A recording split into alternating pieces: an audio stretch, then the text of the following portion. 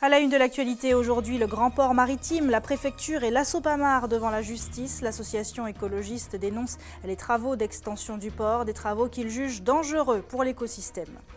Ils survolent le carnaval martiniquais comme la Tour Eiffel. Les drones ne semblent avoir aucune limite. Pourtant, leur utilisation est très réglementée. Vous verrez qu'on ne filme pas où on veut, comme on veut. Obligatoire à partir du 8 mars, les détecteurs de fumée promettent de lutter contre les incendies domestiques. Reste à savoir où les trouver, comment les installer et qui doit les acheter. On fera le tour de la question dans ce journal. Et notre invitée, vous le voyez, sera Lily Zaman, directrice du Centre de psychologie du travail de l'AFPA, avec qui nous parlerons du salon du lycéen et de la jeunesse qui ouvre ses portes demain. Bonsoir à tous, très heureuse de vous accompagner pour cette heure d'information. On démarre tout de suite au tribunal administratif où était traité ce matin le dossier d'extension du grand port maritime de Martinique. Le juge des référés examinait la requête déposée par l'Assopamar, l'association écologiste, qui demande la suspension en urgence de l'arrêté préfectoral qui encadre cette extension. Pour elle, c'est l'écosystème de la Pointe des Grives qui est menacé.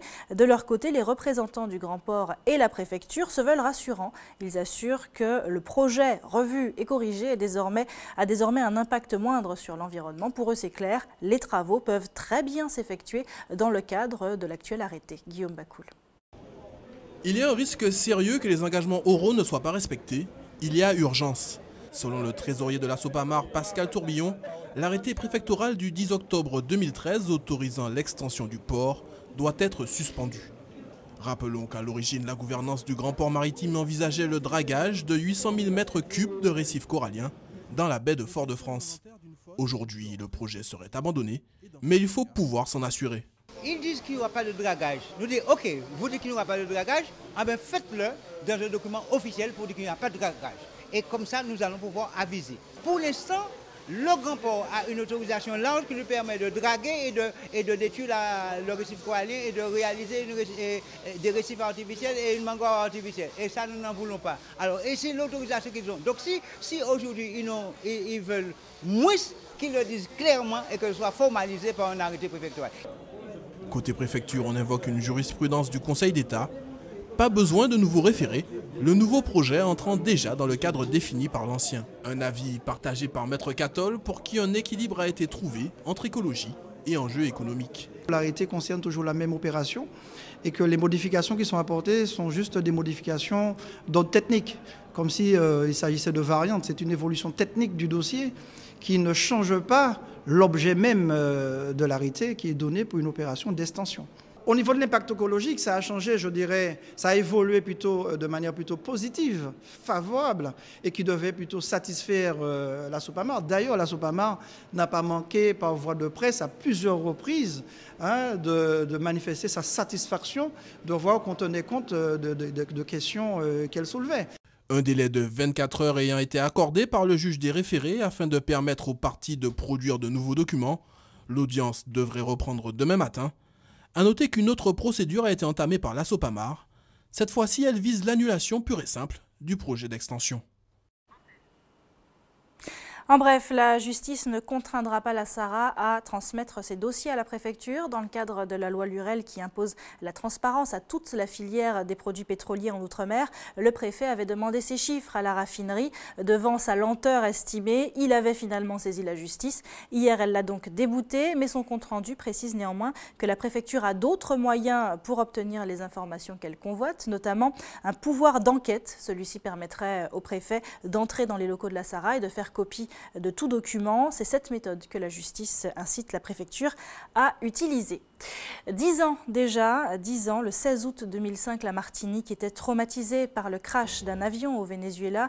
152 Martiniquais y laissaient la vie. Aujourd'hui, les investigations n'ont toujours pas abouti. Ce matin, les membres de l'association des victimes de la catastrophe aérienne, les LAVCA, et leur avocat tenaient une conférence de presse. Objectif, signaler la fin des informations judiciaires notifiées par le juge d'instruction depuis le 6 mai 2014. Alors face à cette annonce, les membres de l'association avaient envoyé une lettre ouverte à la ministre de la Justice le 16 novembre 2014. Un courrier resté sans réponse. Écoutez l'un des avocats de l'AVCA face à la caméra de Loïc Régis. Les engagements qui avaient été pris après la mort de nos compatriotes et aussi de l'équipage en août 2005 par le président de la République par les autorités politiques, par les autorités judiciaires, de tout faire pour que la vérité soit faite, cet engagement n'est pas tenu, cet engagement est violé. Nous ne pouvons pas finir cette instruction comme le souhaite la justice française aujourd'hui, à savoir dire c'est la faute du pilote et on ferme la porte. Il n'y a pas eu, pour l'instant, toutes les investigations utiles et c'est pour ça que l'AFCA demande à l'opinion publique d'interpeller la justice sur cette question. On aurait été content que ce soit la fin de l'instruction, parce que ça fait quand même 10 ans, mais avec une enquête menée correctement, de manière à satisfaire les familles.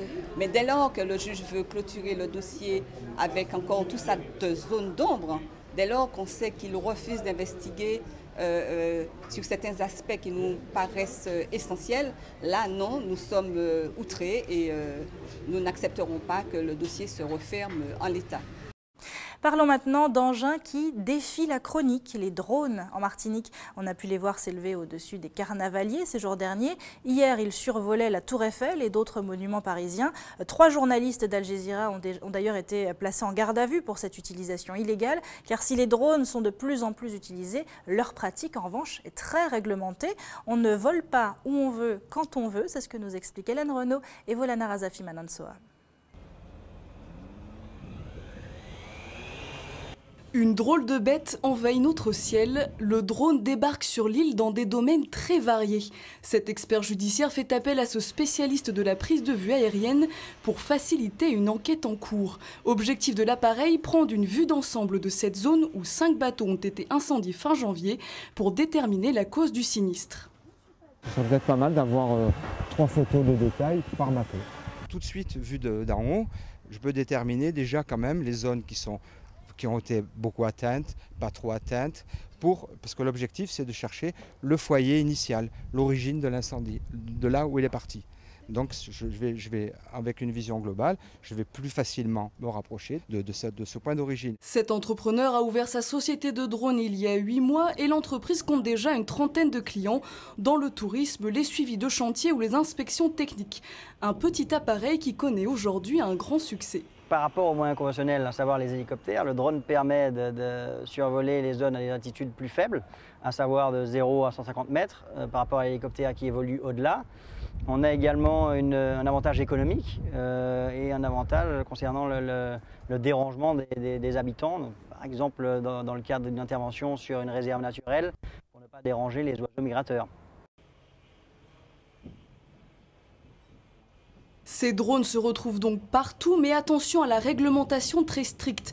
Jean-Antoine Fourgou la connaît bien. Ce passionné se sert de ces appareils dans son cabinet comme outil pour réaliser de meilleures expertises en bâtiment, mais à but non commercial. Il existe une certaine tolérance de part des autorités à titre privé, c'est-à-dire à condition de ne pas voler évidemment sur des zones sensibles et d'éviter de voler sur du public, pour des raisons tout simples de sécurité. Par contre, à titre professionnel, effectivement, il faut passer l'écrit du brevet ULM. Ensuite, il faut prendre contact avec la direction de l'aviation civile pour la suite des opérations et obtenir un agrément. Et ensuite, normalement à chaque vol, on doit obtenir une autorisation de la préfecture. Si vous aussi vous êtes atteint par la fièvre de ces engins volants, renseignez-vous auprès de la Direction générale de l'aviation civile et comptez entre 200 et 20 000 € pour l'achat de ces drôles de drones. Un œil en bref sur l'actualité sociale. Après leur fermeture de fin décembre et leur grève administrative de début janvier, les médecins libéraux reprennent leur combat contre le projet de loi de la ministre de la Santé, Marisol Touraine. Si un appel national au rassemblement a été lancé à Paris pour le 15 mars, les professionnels d'outre-mer ont choisi, eux, d'anticiper le mouvement en manifestant dès demain. Ainsi, les médecins libéraux de Martinique et de Guadeloupe débrayeront demain de 11 h à midi.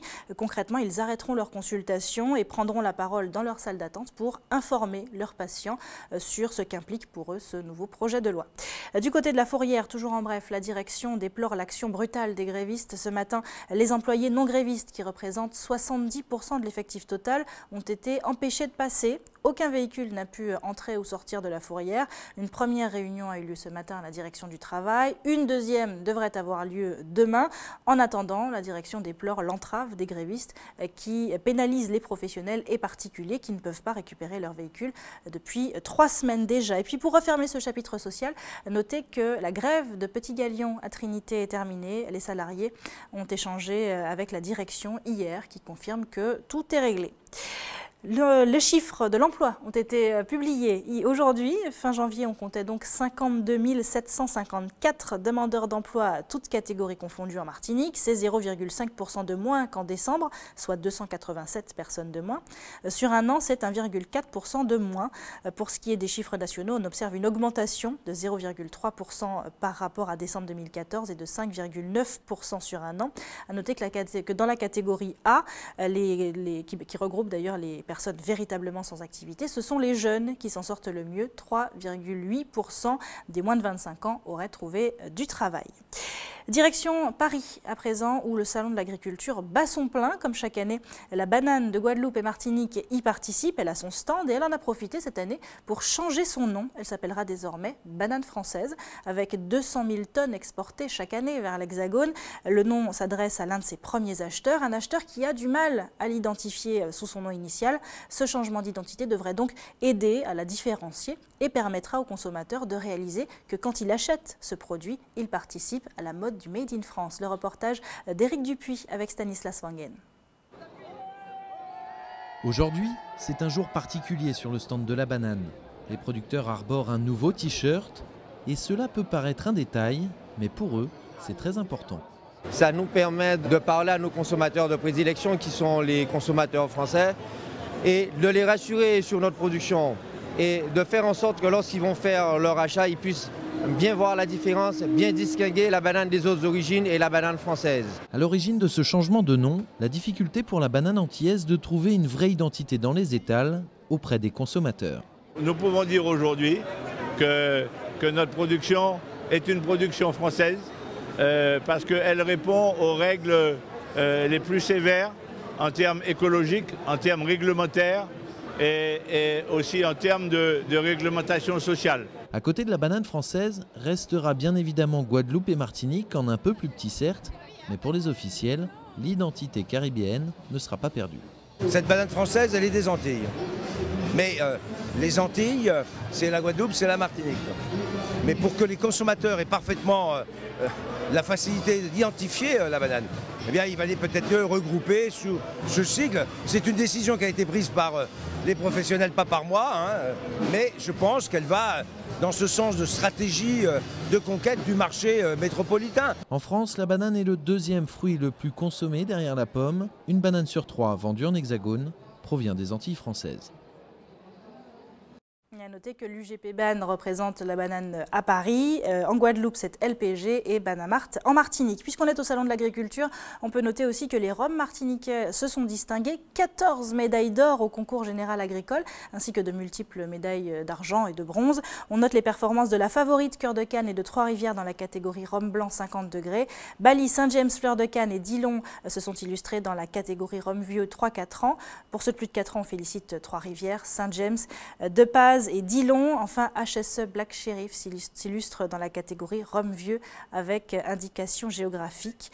Voilà, je vous rappelle de toute façon que l'abus d'alcool est dangereux pour la santé, la vôtre et celle des autres évidemment. Restez avec nous sur ATV. Dans un instant, on reviendra sur le match d'hier qui a qualifié le club franciscain pour la finale du trophée Margaillard. Et puis ensuite, on fera dans la délicatesse avec des cours de danse classique. Hubert Bornil nous emmènera faire des pointes à Redoute à Fort-de-France. Mais avant, en direction la Guadeloupe où les étudiants se sont mobilisés ce matin. Ils dénoncent le manque de sécurité aux abords de la résidence universitaire de Fouillol. En effet, on y déplore des vols, des braquages de voitures et des portes de chambres fracturées. Les manifestants réclamaient donc au service du Crous de renforcer la sécurité, comme le montre ce reportage de Linda Kayarsi.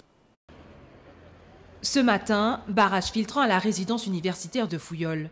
L'objectif de ces étudiants, dénoncer le climat d'insécurité dans lequel ils vivent. Là, c'est un ras-le-bol. On a eu, comme c'est marqué sur la pancarte, il y a eu 3 braquages en moins de 3 semaines. Il y a 2 filles qui se sont fait braquer à midi près des bâtiments.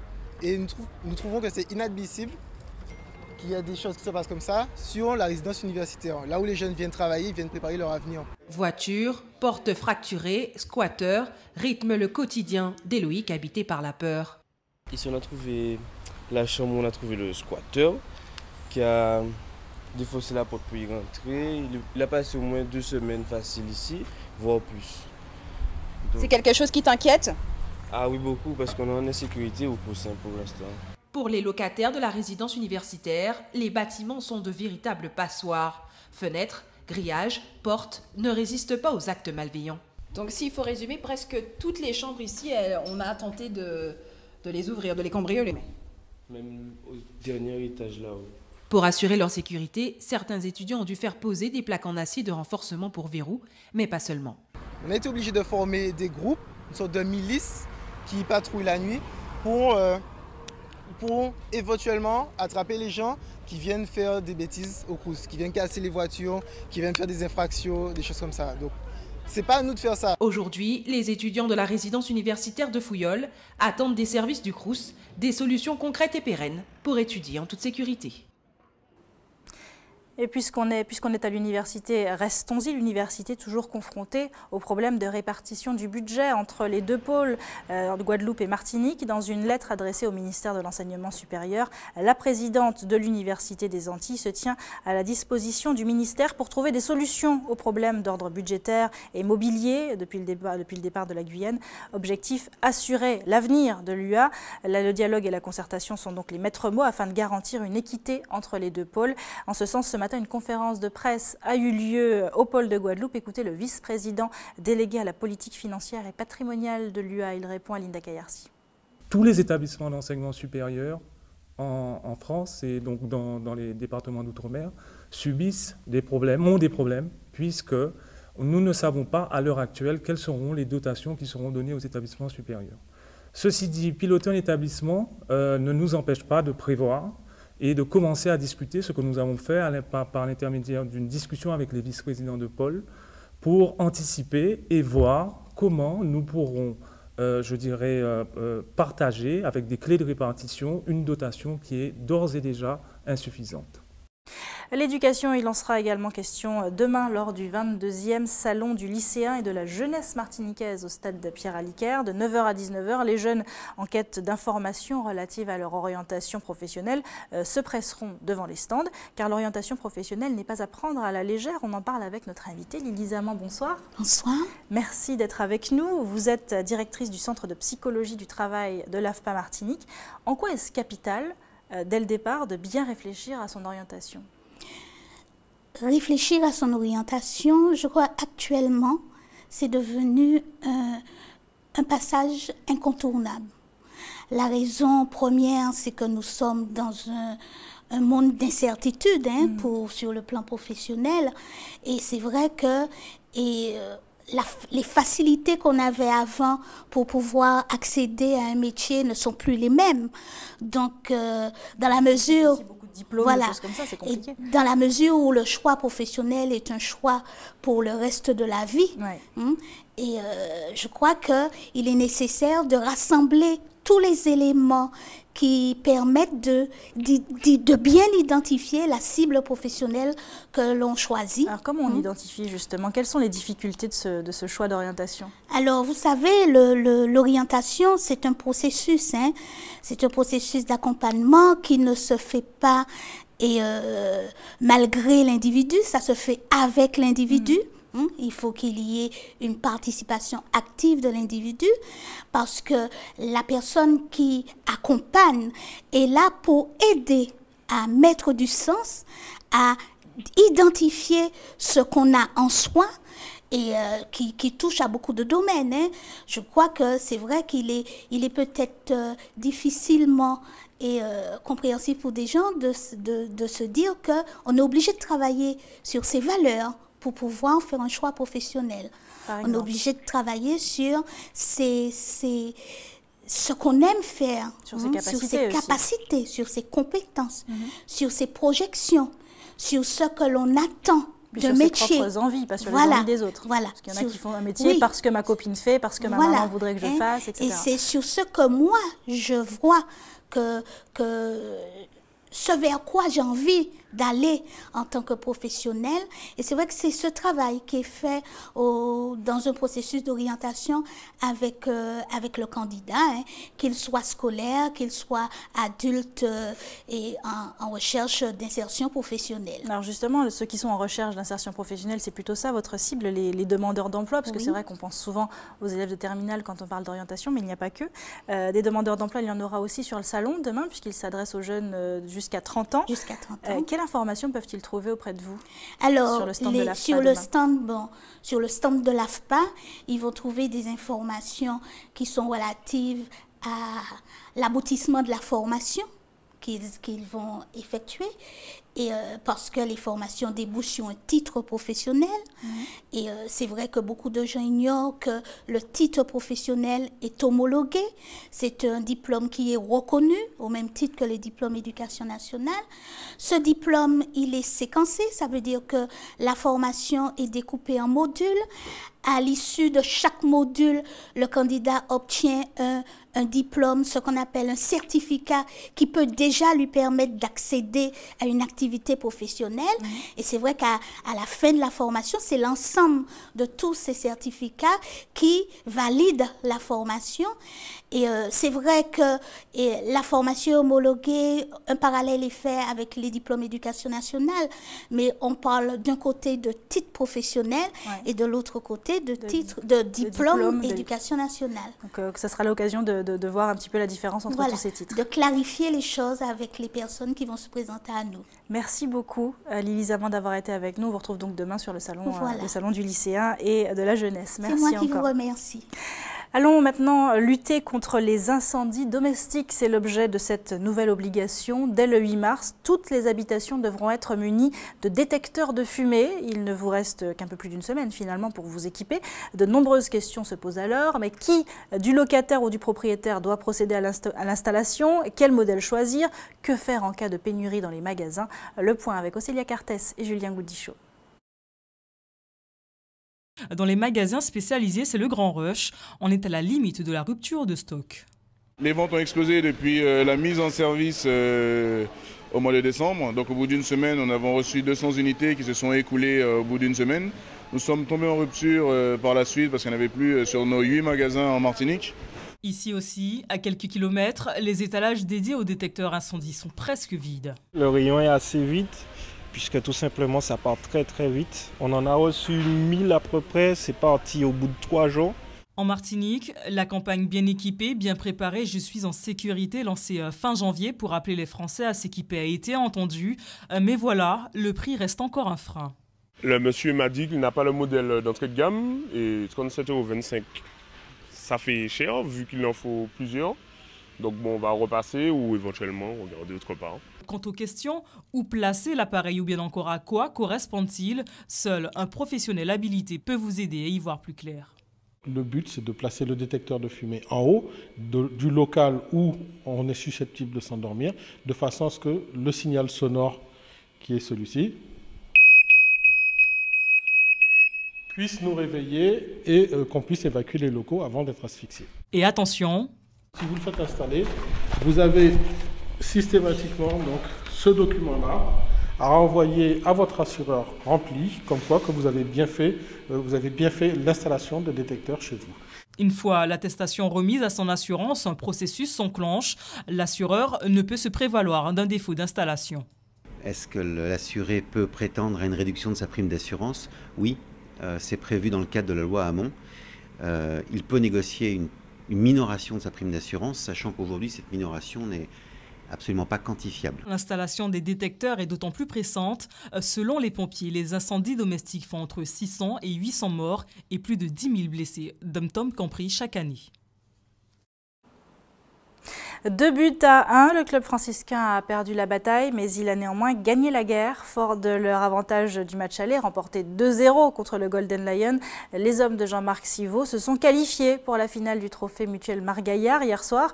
Face à eux, pourtant, une belle équipe Joséphine qui les a fait pour le moins souffrir. Une rencontre qui a enchanté le public dans lequel se trouvaient Loïc Régis et Michelet François.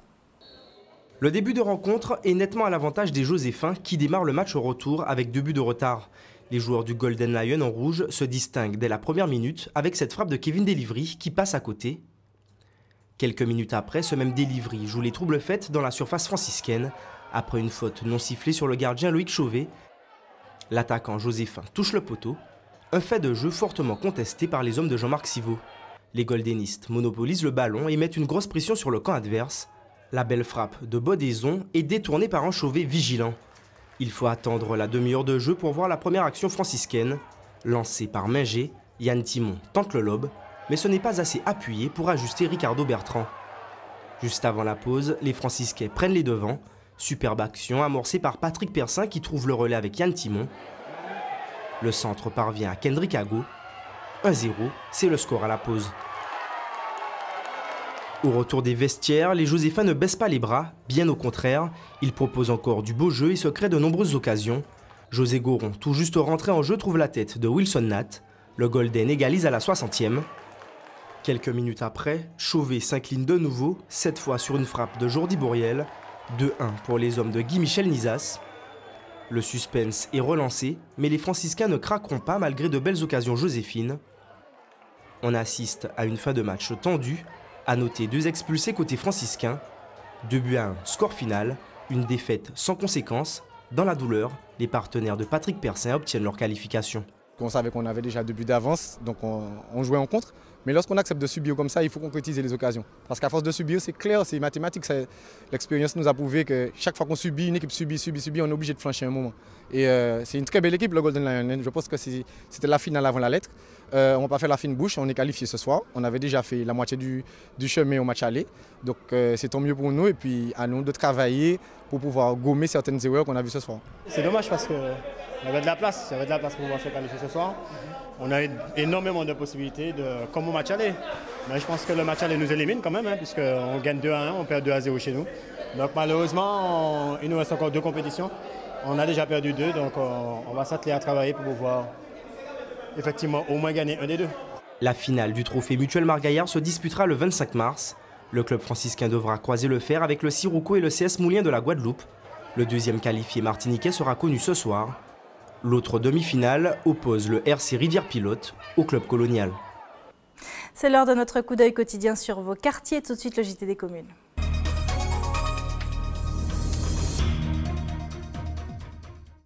Le JT des communes qui commencerait presque au Québec, mais qui s'arrête à sa nouvelle frontière d'Ucos. Afin d'enrichir l'expérience professionnelle de ces jeunes, l'Espace Sud leur propose de découvrir d'autres pays, et notamment donc le Québec.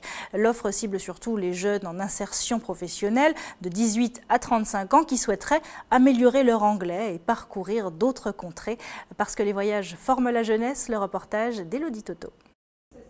À 31 ans, Loïc Omar envisage de partir au Québec. Titulaire d'un master en management international, il a souvent oscillé d'une mission à l'autre. Aujourd'hui, son projet est arrêté. On développe un magazine sportif ici. Je viens voir quelles sont les opportunités éventuelles que je vois pour ma situation. L'Espace Sud propose jusqu'à 12 semaines de stage rémunérés au Québec, toutes filières confondues. Aussi, comme Loïc Omar, ils sont nombreux à être venus cet après-midi à la réunion d'information. L'intérêt de la mobilité internationale, c'est justement sortir un petit peu du cadre de la Martinique pour se rendre compte de ce qu'on peut faire ailleurs de la Martinique et de ce qu'on peut s'enrichir pour venir enrichir notre territoire. En plus de son magazine, ce jeune père de famille souhaiterait organiser de grands événements sportifs. Pour lui, le Canada représente une belle opportunité. Beaucoup de projets sportifs qui se font là-bas. Le territoire est très grand. Il y a une multitude de sports qui se font là-bas. Le seul petit problème, c'est comment gérer la famille, justement, dans ce cas-là. Sariata est encore au lycée, mais elle prépare déjà sa mobilité. J'ai envoyé mes demandes pour des universités canadiennes, mais j'ai pas encore fait mes demandes pour les logements. Et puis, par hasard, j'ai entendu qu'il y avait des stages, donc voir si on pouvait prendre des stagiaires pendant 2 mois au Québec. À la fin de cette réunion, les participants ont été invités à s'inscrire. Durant les prochains mois, ils seront suivis par Karine Chevalier et décrocheront peut-être un stage au Québec. Et en Martinique, pour l'heure, attention aux travaux. Dès demain et pour les 2 mois à venir, la circulation sera interdite sur la RD 35A à Font-Maçon à Rivière-Salée. Et ce, du lundi au vendredi de 8h30 à 16h30. Une déviation sera mise en place par la RN8, puis par la voie communale du quartier Courbaril. Et puis notez également ces coupures d'électricité au Gros Morne, demain de 7h30 à 14h30. Il faudra prendre son mal en patience dans les quartiers Croix-Odilon, Docité, Dominant et La Dessin. On termine ce journal avec un art de plus en plus prisé en Martinique, et la danse classique. À Redoute, à Fort-de-France, l'école Danse Outre-mer forme les enfants dès 4 ans. Leur professeur, Sylvain Torres, est un ancien professionnel qui s'est illustré sur les plus grandes scènes parisiennes. Aujourd'hui, il a posé ses valises ici pour enseigner aux petits Martiniquais les pointes et autres entrechats. Voyons comment s'en sortent Hubert Bornil et Michelet François au milieu des tutus et des chignons. Regardez. Je n'ai pas mis les pointes, mais enfin, aujourd'hui, j'assiste à mon tout premier cours de danse classique, un mouvement qui est né en France dans le XVIe siècle, à l'époque du roi Soleil. Il y a toute une histoire, toute une légende derrière cela. En tout cas, c'est une forme d'expression très prisée en Martinique. Et là, on assiste à un cours donné à des jeunes qui ont commencé il y a à peine 2 ans. Regardez. Relève reste, c'était en l'air, réveillez-vous. Ferme 7 et 8 et 1. Temps, Océane, ton bassin, tu pousses pas. Pour le profane que je suis, j'apprends alors que la danse classique a pris ses sources en France, à l'époque de Molière et du roi Soleil, on l'a déjà dit. C'était et c'est encore une grande fierté culturelle et artistique en Europe. La tête va rester là-haut, dans la direction de la main. La jambe monte, pas de force dans le bras de la barre, on monte, on y va. De nos jours, nombreux sont les parents qui inscrivent leur progéniture à des cours de danse classique. Ça fait chic, mais pas seulement. Ça permet aux enfants de développer leur concentration, leur motricité, leur potentiel esthétique, artistique. Mais avant tout, pour les parents, je pense que ça représente une base de formation éducative. Danse Outre-mer est une grande famille. Le prof, quant à lui, une pointure de la danse classique. Ici, tout le monde est en fer, jusqu'au bout. J'ai quitté la Martinique en fait pendant 1 an. Et j'ai découvert la danse classique en métropole, donc je suis resté là-bas. Et donc je suis rentré à l'école de danse du Ballet National de l'Opéra de Paris. Ensuite, je suis rentré au Conservatoire National Supérieur de Musique et de Danse de Paris, où j'ai fini mon cursus pré-professionnel. Et puis j'ai commencé à travailler très tôt, à 17 ans. Et là, donc j'ai fait plusieurs compagnies dans le monde, jusqu'à l'âge de 21 ans, 22 ans, où j'ai commencé à me blesser fortement. Donc j'ai dû arrêter ma carrière professionnelle. Couper 1, 2, retire 3, 4, là-haut, on reste, on pousse le bassin, attitude devant sur fondu, on ira chercher pied dans l'eau. D'accord? Et les enfants, ils en pensent quoi? Pardon, cette demoiselle en pense quoi? Je voulais faire de la danse classique parce qu'avant je faisais de la danse moderne, mais je trouvais que c'était un peu trop facile, qu'on devait faire que des choses où on devait courir comme du sport, alors que la danse classique, tu t'étais concentré sur tes bras, sur tes fesses, sur tout ton corps, sans jamais bouger. On va aller chercher, le pied va chercher la main. Allez, la pointe, Océane. On développe, devant Lisa, devant Lisa. Alors, les filles continuent, mais pour moi c'est la fin du cours, concentration extrême, mais je repars sous la pointe des pieds. Sur la pointe des pieds, c'est aussi comme ça qu'on a kidnappé Lilian Thuram et qu'on l'a mis sur une scène. C'est à peu près ce qu'a fait Véronique Canor avec sa pièce Le temps suspendu de Thuram. Bien sûr, l'ancien footballeur n'est pas sur les planches, mais on y croirait presque. Dirigé par Alain Timard, les acteurs jouent un huis clos imaginaire où Lilian Thuram fait face à son éventuel ravisseur. Une pièce pleine de rebondissements avec un poil d'humour et qui sera jouée demain à l'Atrium. Ausilia Cartès et Julien Goudichaud ont assisté aux dernières répétition avant le grand soir, regardez.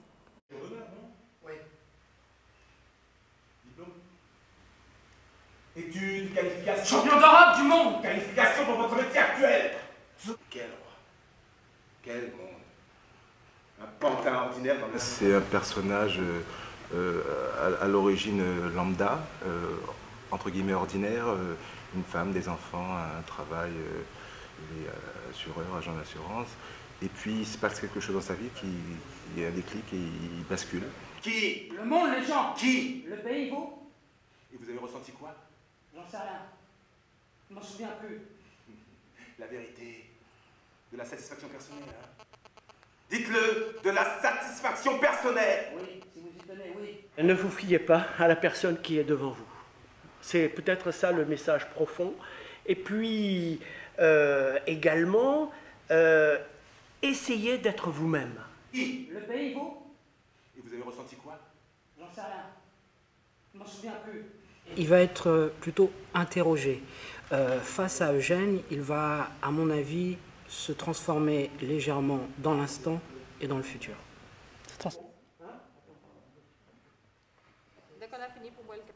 Voilà, et demain, cette salle sera pleine, j'espère, pour le temps suspendu de Thuram. Ce sera à l'Atrium à 20 h. C'est la fin de votre édition locale et communale. Merci à tous de l'avoir suivi. Ne bougez pas dans un instant, on reste tout près de vous avec Anche Pays. À tout de suite.